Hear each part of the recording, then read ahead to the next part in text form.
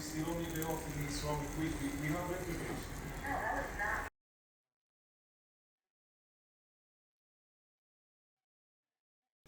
Okay, so I still have a little bit of barbecue sauce left over from Hutchins. If you haven't seen my review on Hutchins barbecue, go check it out.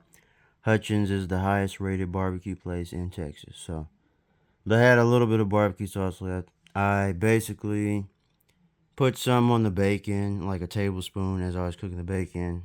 Flipped it over a few times, and then as I actually stirred in. I mixed in a little bit of barbecue sauce with the egg whites.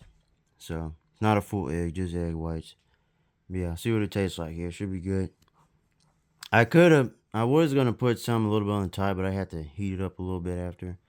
Some barbecue sauce on the top if you want, but I want to save my barbecue sauce for later. So I'm gonna try it on my chicken. Anyway, I'll see you.